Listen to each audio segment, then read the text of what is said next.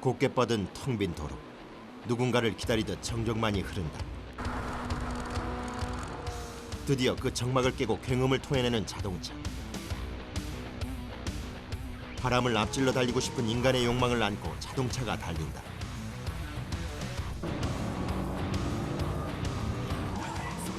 더 빠르게, 누구보다도 더 빠르게 달리기 위해서 태어난 작품. 비록 차가운 기계지만 지금은 그 어떤 생명체보다 뜨겁게 거친 숨소리를 토해낸다. 그리고 먹잇감을 뒤쫓는 맹수처럼 쫓고 쫓기는 질주가 이어진다.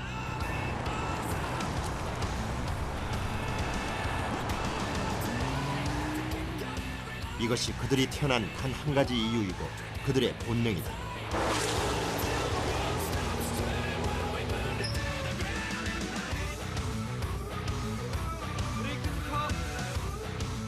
자동차 위의 자동차. 우리는 그들을 슈퍼카라고 부른다.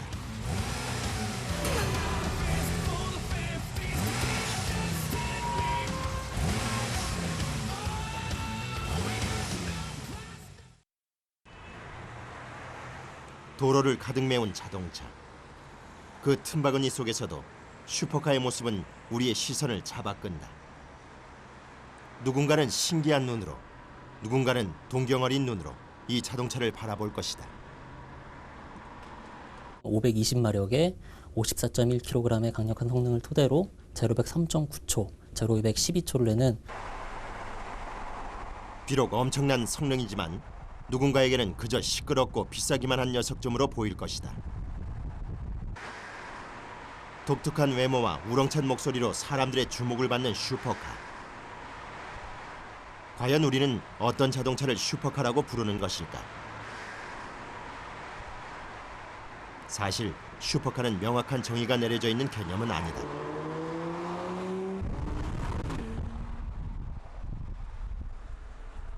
가격적인 측면에서 비싸고요. 그 다음에 배기량이 크고 고마력, 그리고 어떤 그 스타일 면에서도 좀 눈에 띄는 어떤 그런 종류. 그 다음에 이제 그 대체로 보면 이제 수작업에 의해서 이루어지는 차들이기 때문에 보통 그 양산차하고는 그 만들어지는 이제 과정이 좀 많이 다르죠. 그래서 이제 뭐 그런 종류의 차들을 이제 흔히들 슈퍼카라고 부르는데 뭐 딱히 정확하게 이거다라고 말씀드리기는 애매하고요. 그건 어떤 시대적 상황이라든지 그 다음에 그 기술 개발이 어느 만큼 돼 있느냐에 따라서 그 슈퍼카의 개념은 계속 바뀌고 있다라고 말씀드릴 수 있겠죠. 전 시장에 세워져 있는 또 다른 슈퍼카. 예, 최고 출력은 640마력이 나오고 있고 토크도 마찬가지로 비슷하게 64K 정도가 나오고 있습니다. 100km 가속력은 3.4초로 되어 있고요. 하지만 엄청난 성능만큼 상상을 초월하는 비싼 가격 앞에서 사람들은 발걸음을 돌린다.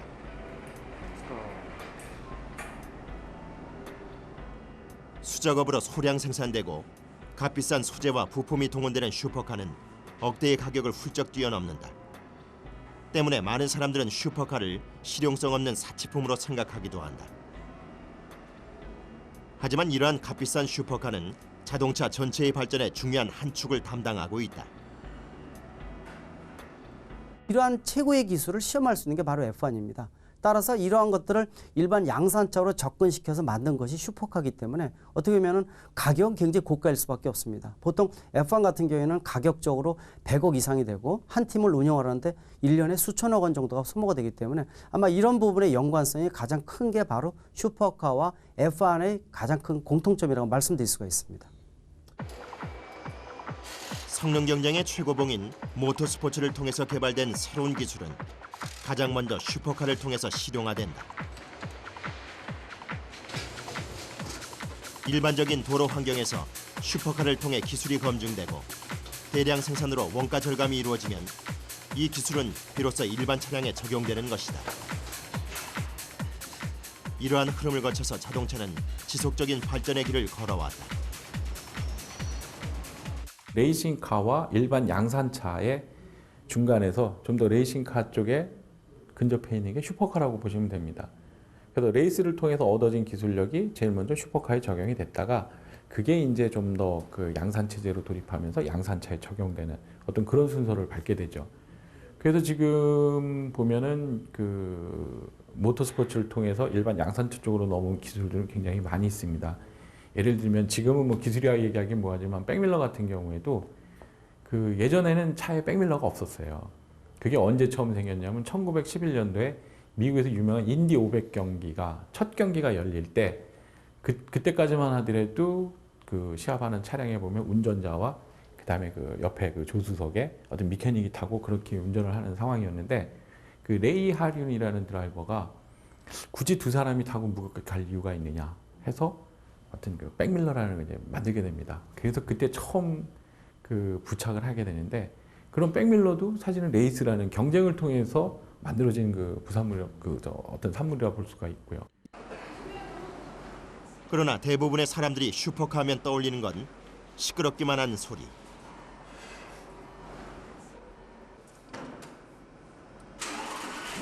시동을 거는 순간 슈퍼카가 토해내는 우렁찬 배기음. 일반적인 자동차의 정숙성과는 거리가 멀다.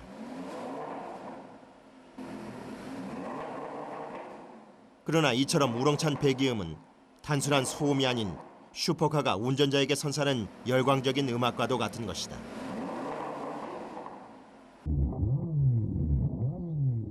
묵직한 중저음에서 나오는 부피감과 박력감. 운전자는 배기음을 통해 슈퍼카의 성능을 귀로 먼저 느끼게 된다. 50Hz의 통울림이라는 것은 상당히 웅장하면서도 또 이게 이 어떤 부피감을 느낄 수 있는 이런 큰 덩치의 소리고 또 이게 리듬적으로 반복이 0.5초 주기로 왱왱 그러면은 이게 상당히 박력감을 느낄 수 있는 소리다. 그래서 이런 소리 옆에 있는 사람들은 어쩌면 약간 불안한 면도 있지만 긴장하면서도 큰 통울림의 이런 소리에 상당히 쾌감을 느낄 수가 있다 이렇게 볼 수가 있습니다. 또 거기다가 엑셀을 밟는 운전자들은 밟았을 때 느끼는 그 생동감이 자기를 마치 이제 600만 불의 어떤 다리를 갖고 있는 것 같은 이런 느낌을 받아가지고 이 스릴을 느낄 수 있는 준비를 할 수 있는 이런 배기음의 소리라고 이야기할 수 있습니다.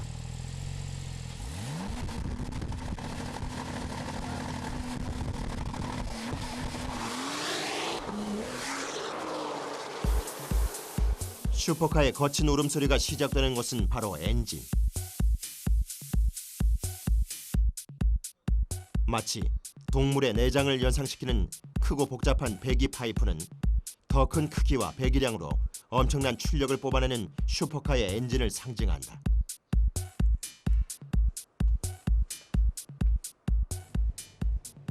슈퍼카의 엔진은 배기량은 물론 실린더의 숫자와 엔진 회전수에서 일반 차량과 월등한 차이를 보인다. 과연 이러한 엔진 성능은 실제 주행에서 어떤 차이를 보일까? 실험을 통해서 슈퍼카와 일반 자동차의 가속 능력을 비교해봤다. 정지 상태에서 시속 100km에 이르는 시간을 측정하는 일명 제로백 테스트다.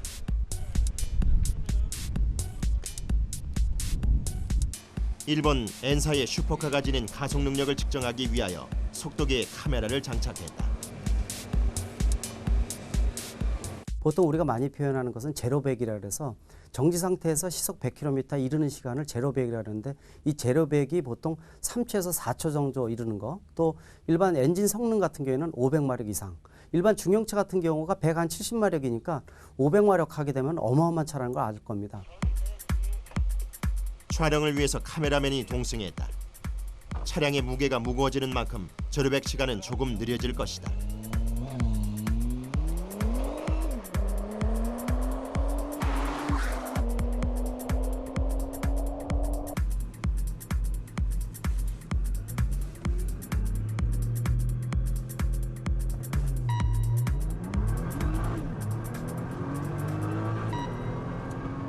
정지 상태에서 4.07초 만에 시속 100km에 도달했다.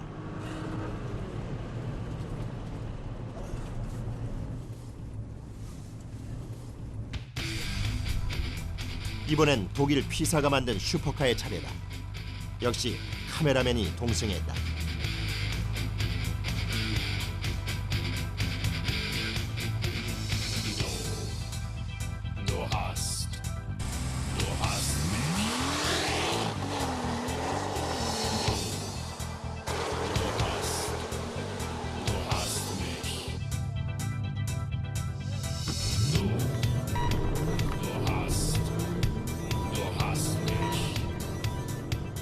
이번엔 약 3.65초 만에 시속 100km를 넘었다.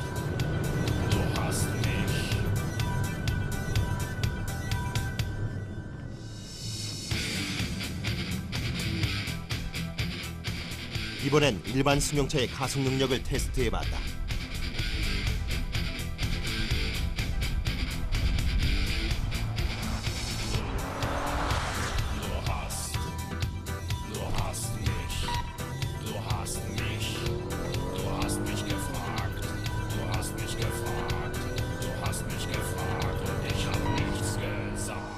시속 100km에 도달한 시간은 약 9초.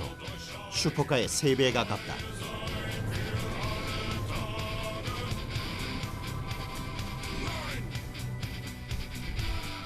시간만으로는 그 차이가 실감이 나지 않는다면 이제 눈으로 직접 비교해보자.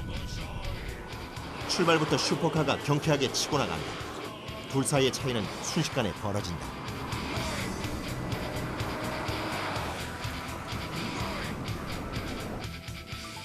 그런데 사실 두 차량의 배기량은 똑같은 3,800cc다. 그럼에도 슈퍼카가 압도적인 우위를 보인다. 그 이유는 무엇일까? 같은 배기량의 엔진으로 더 높은 출력을 낼 수 있는 비결 가운데 하나는 바로 과급 장치다.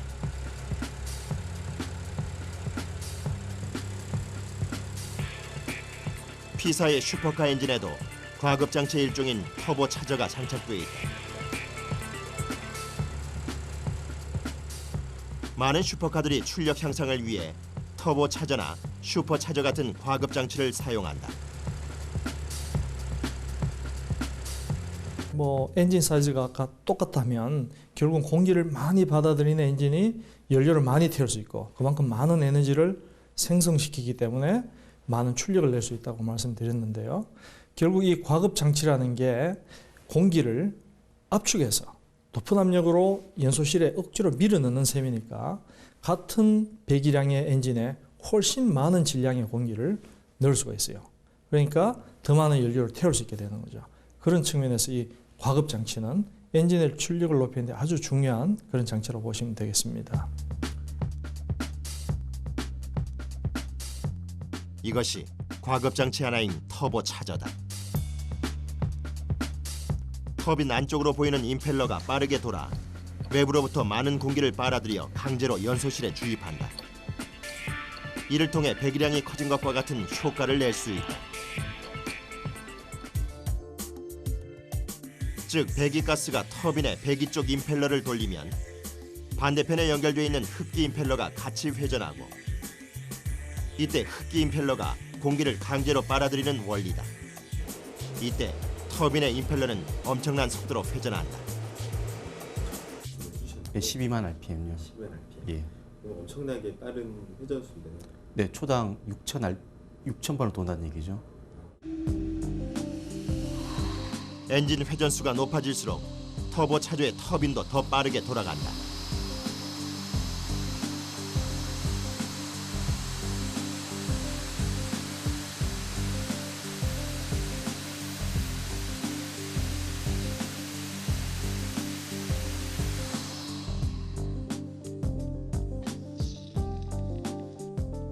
그러나 터보 차저가 처음부터 자동차에 쓰였던 것은 아니었다.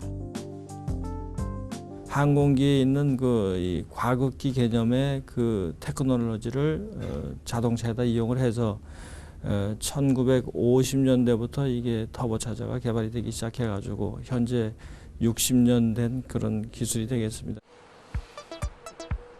일반적인 자연 흡기 엔진도 터보 차저를 추가하면 출력을 향상시킬 수 있다. 이 차량은 원래 과급 장치가 없는 자연 흡기 엔진이다. 하지만 튜닝을 통해 터보 차저를 추가했다.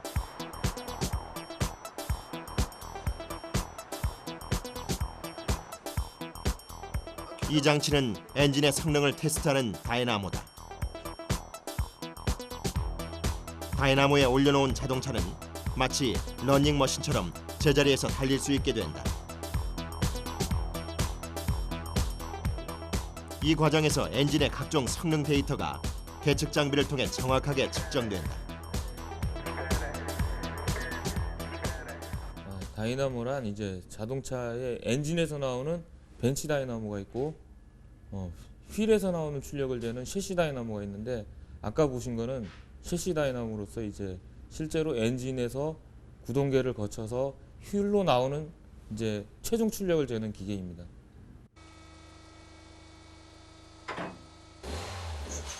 터보 차저로 튜닝한 차량의 출력을 정밀하게 측정해 보기로 했다.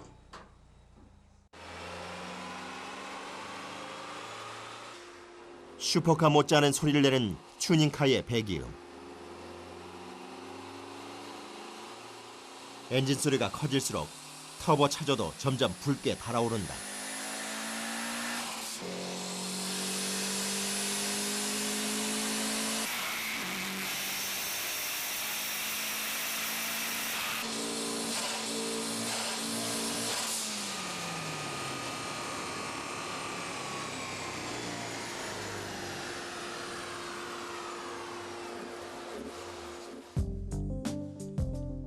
몇 번의 측정을 통해 최종적으로 측정된 출력 곡선이다.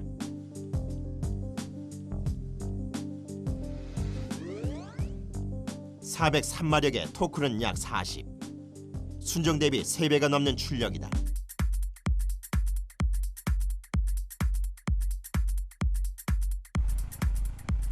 그렇다면 실제 주행에서는 어떨까? 역시 터보 차저가 장착되어 있는 튜닝카를 직접 시승해봤다.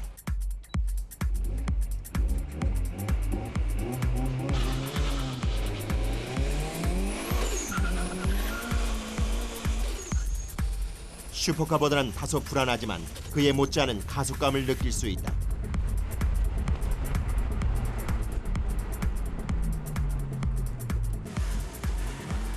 P사의 슈퍼카 역시 3800cc의 배기량이지만 터보 차저를 장착해 약 500마력의 엔진 출력을 내는 것이다. 하지만 슈퍼카 엔진의 비밀은 엔진의 출력에만 있는 것은 아니다. 일반적인 자동차와는 달리 이 차량은 엔진이 뒤에 자리를 잡고 있다. 오히려 차량의 앞쪽은 텅 비어 있다. 이것은 징칸으로 쓰인다.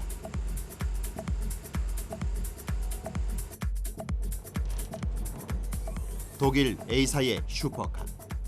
역시 엔진이 뒤쪽에 달려있다. 이탈리아 L사의 슈퍼카 역시 마찬가지다. 이는 차량의 무게중심과 관련돼 있다. 네, 차량의 무게 밸런스가 아무래도 중심이 차량의 중심축 가까이 오게 되면 아무래도 롤링, 피칭 이런 쪽도 유리하고 조종 안정성 이런 쪽도 좋아지고 차량의 중심을 잘 맞춰주는 이런 좋은 효과가 있기 때문에 엔진을 가능한 한 중심으로 옮기는 그런 노력이 있습니다. 일본 N사의 슈퍼카처럼 엔진이 앞쪽에 장착되어 있는 경우도 있다. 하지만 이런 경우에도 엔진이 최대한 가운데에 가까워지도록 자리를 잡는다. 그렇다면 슈퍼카의 앞뒤 무게 배분은 어떤 분포를 보일까?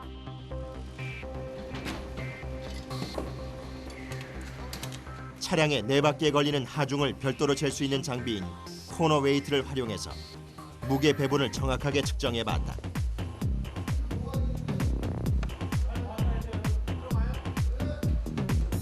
먼저 엔진이 앞에 있는 N사의 슈퍼카를 측정해보자. 자, 지금 프론트 무게 배분이 55.3%입니다. L이 447kg, 프론트 R이 481kg, 그래서 토탈 55.3%입니다. 그리고 리어 L이 380, 리어 R이 372, 토탈 771kg 해서 44.6%입니다. 이번엔 엔진이 뒤쪽으로 장착되어 있는 P사의 슈퍼카의 차례다. 이 차량 토탈 무게는 1568kg입니다. 그리고 프론트 무게 배분이 582kg에서 37.1%고요. 리어 무게 배분이 토탈 62.8%. 그 프론트에 비해서 상당한 무게를 가지고 있는데 이 특성 자체가 리어 엔진이 있기 때문에 제조사에서 만든 특성에 따라서 무게 배분이 좀 다르다고 할 수 있겠죠. 앞쪽에 엔진이 있는 N사의 차량은 앞뒤 무게 배분이 거의 50대 50에 가깝다. 그리고 엔진이 뒤쪽에 있는 P사의 차량은 뒤쪽이 좀 더 무겁다. 앞뒤 무게 배분을 이처럼 달리하는 건 대부분의 슈퍼카가 후륜 구동, 즉 뒷바퀴 굴림이기 때문이다. 슈퍼카 혹은 스포츠카 혹은 레이싱카 중에 뒤쪽에 후륜 구동을 많이 하는 그렇게 차를 설계를 많이 하는데 그 이유는 쉽게 설명을 드리면 차가 가만히 서 있다가 출발과 동시에 정말 총알처럼 튀어나가는 게 뭐 슈퍼카, 스포츠카, 레이싱카지 않습니까? 네, 후륜 구동, 즉 무게중심이 순간적으로 뒤쪽으로 이동을 하기 때문에 뒷바퀴가 노면에 더 많이 눌리게 되고 그럼 접지력이 좋아지게 되고 거기에 그 엔진의 힘을 전달하게 되면 즉 후륜 구동을 하게 되면 동력 손실 없이 출발을 쉽게 할 수 있기 때문에 대부분 후륜 구동을 채택을 하고 있다 이렇게 보시면 되겠습니다.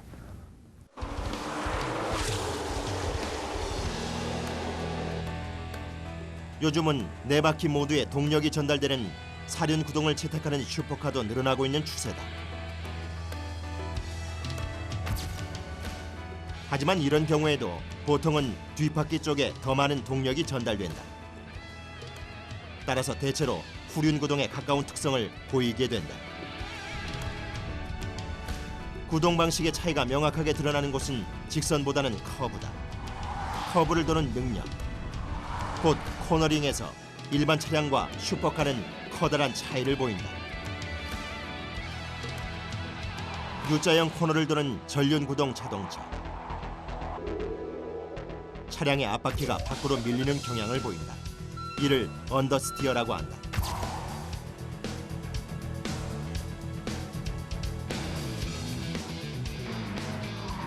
이번에는 후륜 구동 자동차의 코너링이다.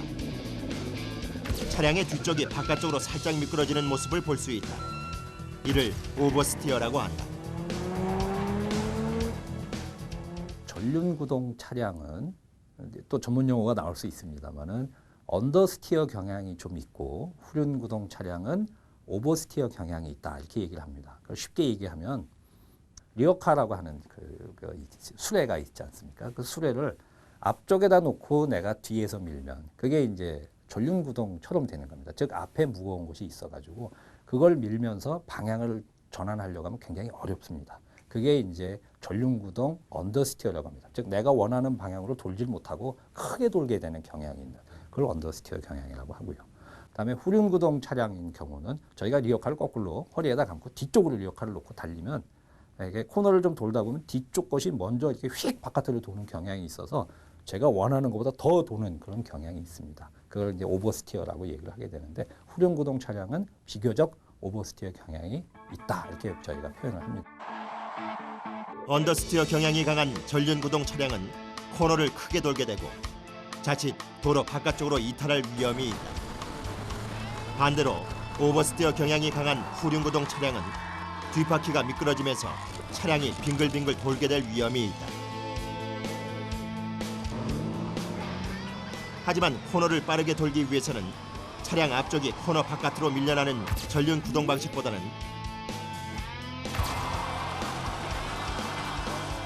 비록 뒷바퀴가 미끄러질 위험이 있더라도 코너 안쪽으로 차량 앞쪽이 밀고 들어오는 후륜 구동 방식이 코너를 더욱 안쪽으로 돌 수 있다.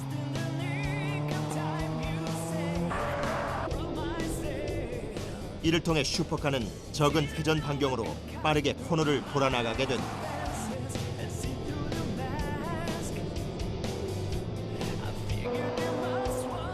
그리고 후륜 구동 차량이 선사하는 또 하나의 멋진 볼거리는 다름 아닌 원선회다. 뒷바퀴가 미끄러지며 회전하는 후륜 특성을 이용해 제자리를 빙글빙글 돌 수 있다. 비명가도 같은 소리를 지르는 타이어에서 하얀 연기가 피어오른다. 이를 또 다른 표현으로 드리프트라고도 한다.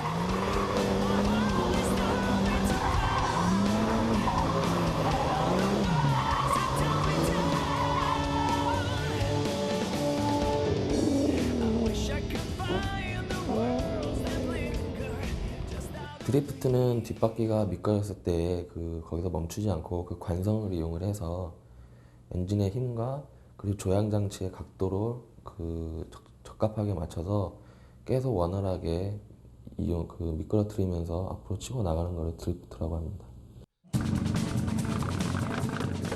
원래 드리프트는 접지력이 부족한 비포장도로 자동차 경기에서 적은 회전 반경으로 그 커브를 돌기 위해서 개발된 주법이다.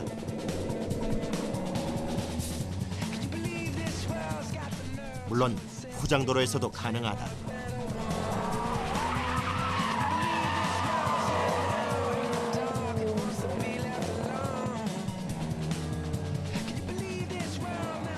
우선 오버스테어를 이용하여 차량의 뒤쪽을 일부러 바깥쪽으로 미끄러뜨린다. 그리고 이와 동시에 앞바퀴를 반대로 튼다. 그러면 앞바퀴를 회전축으로 차량의 방향이 급격하게 전환된다. 이를 통해 차량이 미끄러지면서 코너를 돌아나가게 되는 것이다.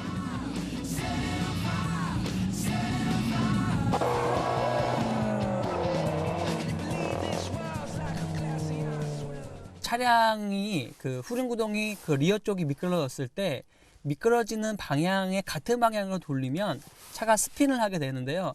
스핀을 하지 않게 그 앞바퀴의 방향을 반대로 돌리면, 즉 카운터 스티어링을 유지해서 반대로 돌리면 그 움직이는 스핀을 하지 않고 그 각도 그대로 밀고 나갈 수 있기 때문에 그 앞바퀴의 조향을 반대로 하는 겁니다. 드리프트보다는 일반적인 주행이 훨씬 더 빨라요. 그러니까 드리프트라는 거는 뭐냐면요. 어떻게 보면 예술적인 경기를 하는 건데요. 당연히 그립 주행이 더 빠르고 드리프트 주행은 빠르지는 못하지만 차량의 그런 퍼포먼스 쪽이라든가 그런 부분을 이용해서 가는 거기 때문에 화려하게 보여지는 부분이기 때문에 그거는 그립이 더 빠릅니다. 하지만 차량의 방향을 조절하기 어렵기 때문에 전문 드라이버가 아니고서는 대단히 위험한 주행이다.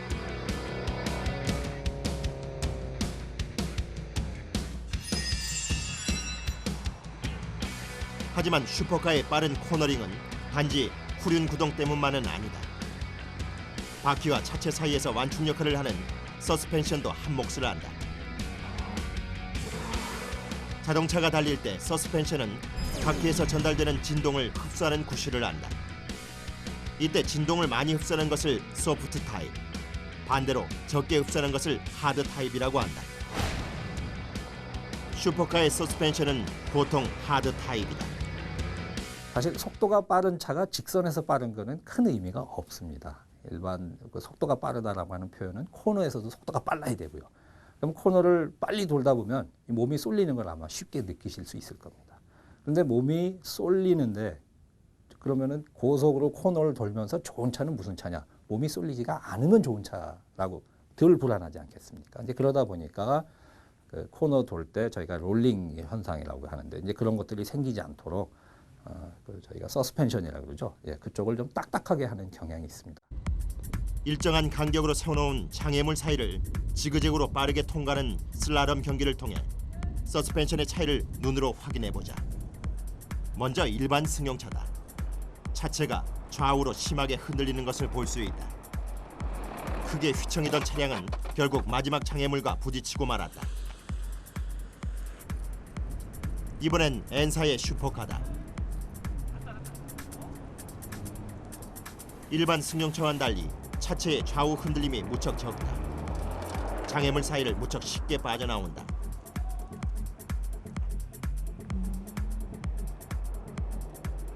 P사의 슈퍼카 역시 좌우 흔들림 없이 적은 회전 반경으로 장애물 사이를 빠져나온다. 승차감을 중시한 소프트 타입 서스펜션의 일반 승용차는 지면과 차체의 각도가 큰 차이를 보인다.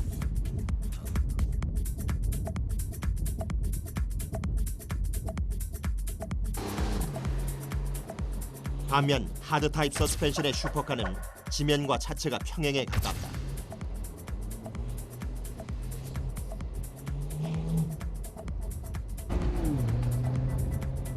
이 차량 역시 지면과 차체의 각도가 평행에 가깝다.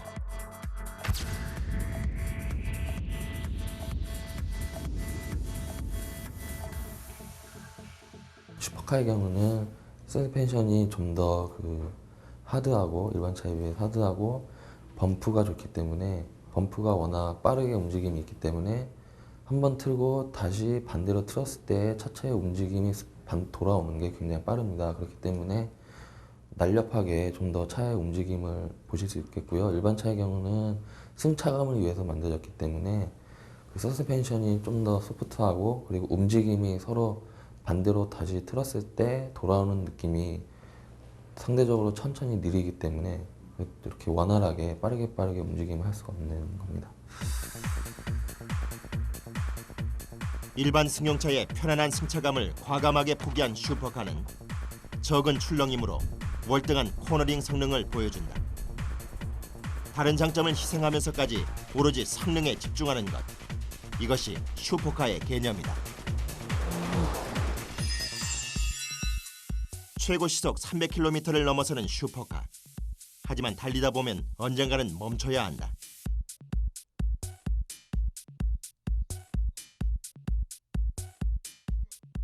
바퀴 속에 몸을 숨기고 있는 브레이크는 슈퍼카의 또 다른 비밀 병기다.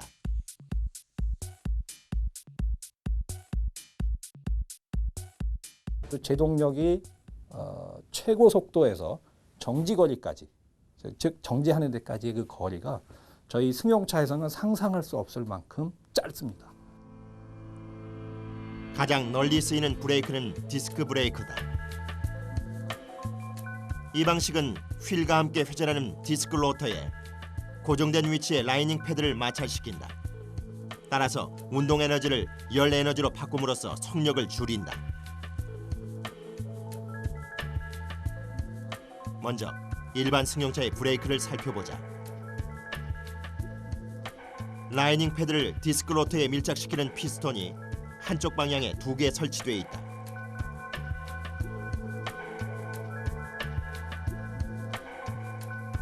이에 비해 고성능 브레이크는 피스톤이 양쪽에 2개씩 모두 4개가 있다.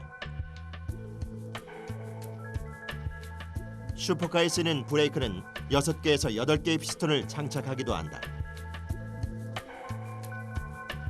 또한 일반 차량용보다 지름이 큰 슈퍼카의 디스크 로터는 표면적이 넓어서 마찰열을 쉽게 분산시킬 수 있다. 일반적으로 쓰시는 세단에 쓰는 그 미리수가 200ml대 브레이크 디스크를 쓴다고 하면 슈퍼카들은 대부분 다 300ml대의 디스크 로터를 쓰고요.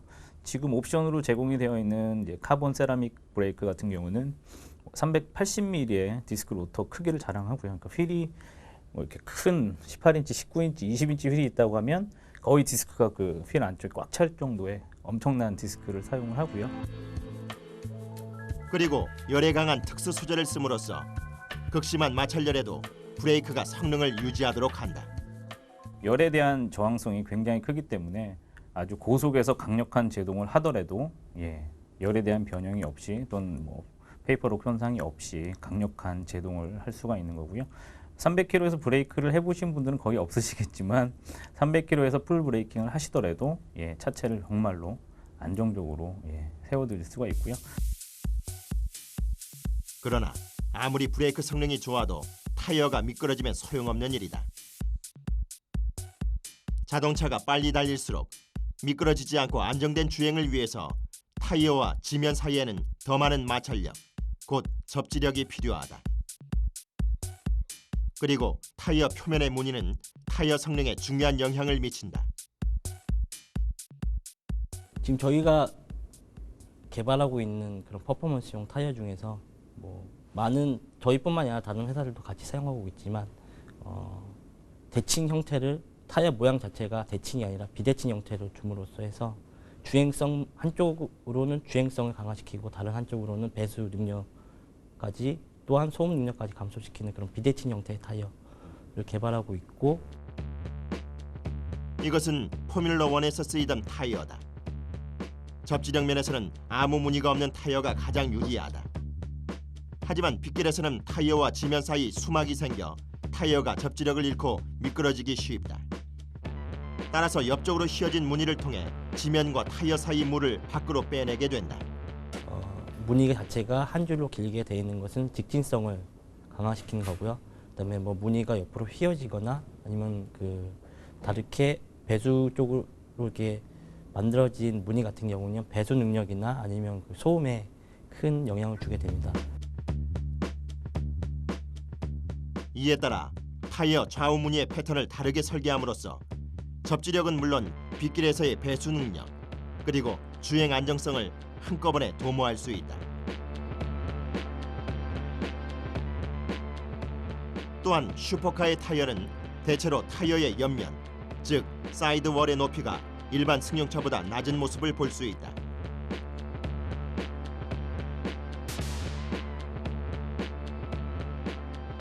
앞쪽은 슈퍼카용, 뒤쪽은 일반 승용차용 타이어의 단면이다. 슈퍼카용 타이어의 사이드월이 낮은 대신 좀 더 두껍고 튼튼한 구조를 가지고 있다. 이처럼 높이는 낮고 두께는 두꺼운 사이드월은 주행 시 딱딱한 서스펜션처럼 단단하고 민첩한 느낌을 준다. 비록 일반 승용차에 비해 승차감은 떨어지지만 주행 성능을 우선으로 하는 슈퍼카엔 안성맞춤이라고 할 수 있다.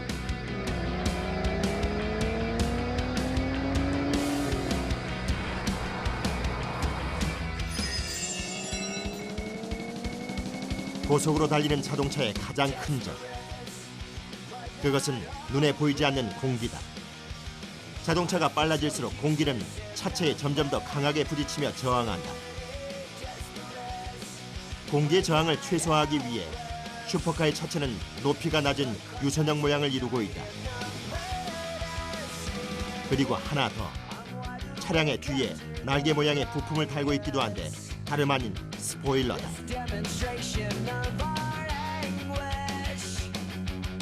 근데 특징적인 것을 보게 되면은 이 스포일러라 해가지고 날개가 앞뒤에 붙어 있는 게 있습니다. 이 중요한 것은 자동차가 고속으로 달리게 되면은 차가 뜨게 되면은 사고로 유발되는 거기 때문에 되도록이면 공기가 들어가서 차가 못 뜨게끔 해주는 일종의 다운포스라고 합니다. 양력이 작용을 안 하고 밑으로 누르는 힘이거든요.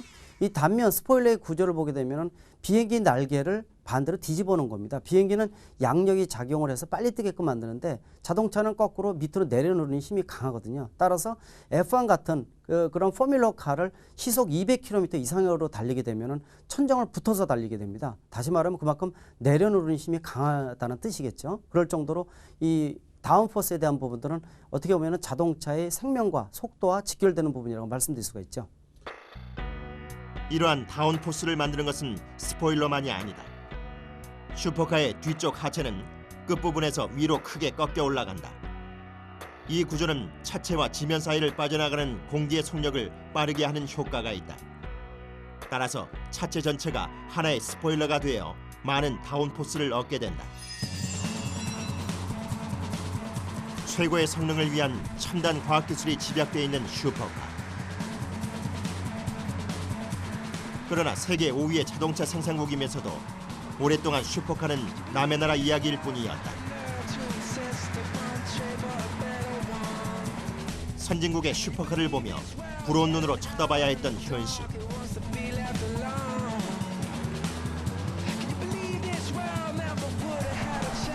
하지만 최근 들어 우리나라에서도 명실상부한 슈퍼카가 선을 보였다. 최고 출력 550마력, 정지 상태에서 시속 100km까지 3.5초의 가속 능력으로 최고 시속 310km를 자랑하는 한국 최초의 슈퍼카. 특히 고가의 레이싱카와 슈퍼카에서 쓰는 가벼운 골격 구조인 스페이스 프레임을 사용하고 있다.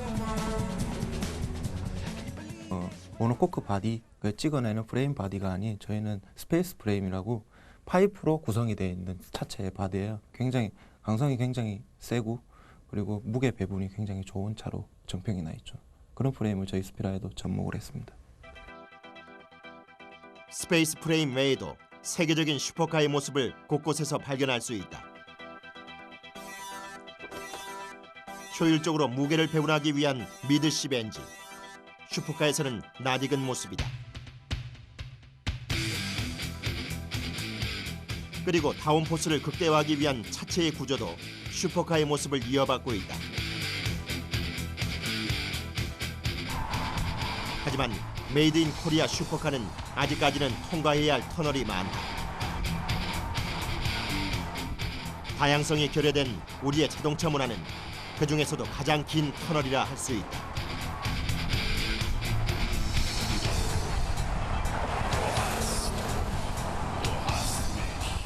뭐 우리나라는 아시다시피 그 전 세계 자동차 생산국 5위 정도 되는 자동차의 생산과 규모만으로는 세계 손꼽히는 선진국입니다. 근데 문화는 그렇지 못하다라고 보이거든요. 지금 아직까지도 이러한 뭐 우리가 흔히 말하는 그 뚜껑이 열리는 오픈카라고 하죠. 그런 차도 한 대도 없습니다. 국산차는. 물론 저희 같은 차량도 단 한 대도 없습니다. 그러니까 이러한 부분에서 자동차의 문화가 좀 다각화되고 사람들의 인식이 변화될 수 있는 부분도 저희가 할 수 있는 어느 거에 뭐랄까요? 하나의 의미? 그렇게 볼 수도 있겠죠. 다행히도 최근 양적인 판매를 넘어서 엔진 기술의 비약적 발전이 이루어지고 있다. 특히 실린더에 연료를 직접 분사하는 방식의 엔진이 드디어 국내 기술로 개발된 것이다.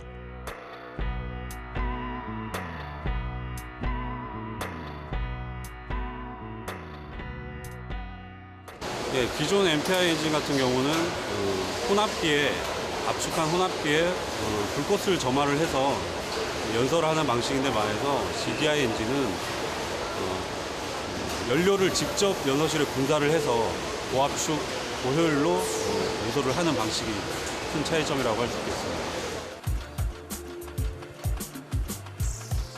기존에 공기와 연료를 먼저 혼합하여 분사하는 방식에서 벗어나 실린더에 직접 연료를 분사할 수 있기 때문에 보다 적은 연료를 사용하여 보다 높은 출력을 얻을 수 있게 된다.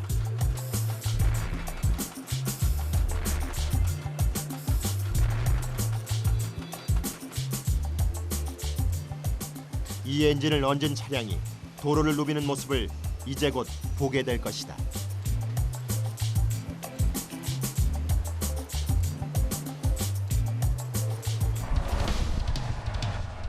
누군가에게는 과시욕을 채워주는 사치품, 누군가에게는 시끄러운 소음 덩어리. 하지만 슈퍼카는 더 빨리 달리고자 하는 인간의 욕망을 최첨단 과학기술로 완성시킨 기계다. 따라서 왜 그처럼 빠르게 달려야 하는지 슈퍼카는 과시욕도 소음도 아닌 오직 기술로 대답한다. 그것이 바로 지금 한국 최초의 수제 슈퍼카가 거친 숨소리와 함께 도로 위를 질주하는 이유다.